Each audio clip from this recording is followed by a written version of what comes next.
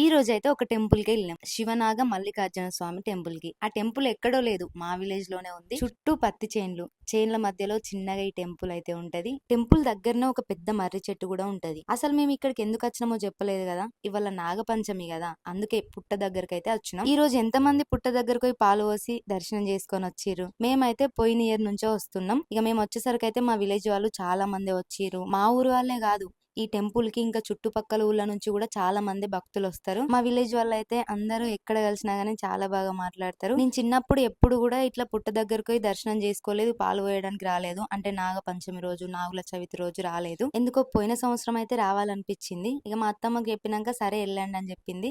ఇక పోయిన సంవత్సరం కూడా వెళ్ళినావు కదా, ఈసారి కూడా వెళ్ళండి అన్నాక నేను మా ఆయన ఇద్దరం కలిసి వచ్చినాం. ఎవరి దగ్గరైతే పుట్ట దగ్గర చాలా మందే ఉండే. ఇక వాళ్ళు కొంచెం తక్కువ అయిపోయినాక మేము కూడా వెళ్ళి అక్కడైతే కొబ్బరికాయ కొట్టి పుట్టలో పాలైతే పోసినాం. అంటే పుట్ట పక్కకు ఒక చిప్పు ఉంటది, అందులో కొన్ని పోసినాం. అసలు నాగపంచమి రోజు పుట్టలో పాలు ఎందుకు వస్తారు మీకేమైనా తెలుసా? తెలిస్తే కింద కమెంట్ చేయండి. ఇక్కడ కొబ్బరికాయ కొట్టుడు కంప్లీట్ అయిపోయినాక టెంపుల్ లోపలికి అయితే వెళ్ళినాం. ఇక అక్కడ పెద్ద లైనే ఉంది కదా అని కాసేపు కూర్చుందామని ఇక్కడ కూర్చున్నా. దర్శనానికి లేట్ అయిద్దేమో అని మళ్ళీ వెళ్ళి నేనైతే లైన్ లో నిలబడ్డా. లోపల దేవుని దర్శనం అయితే కంప్లీట్ అయిపోయింది. మాకు బొట్టు పెట్టి తీర్థం పెట్టినాక కొబ్బరికాయ కూడా కొట్టినాం. ఇక మాకు తెలిసిన అక్కయ్య వాళ్ళు అయితే వచ్చిర్రు. అక్క వాళ్ళదైతే మా విలేజే, ఎక్కడ కలిసినా గానీ మంచిగా మాట్లాడుతుంది. అలా కాసేపు వాళ్ళతో మాట్లాడి ఇంటికి వెళ్ళినాం. ఇదండి వాళ్ళటి షార్ట్ వీడియో.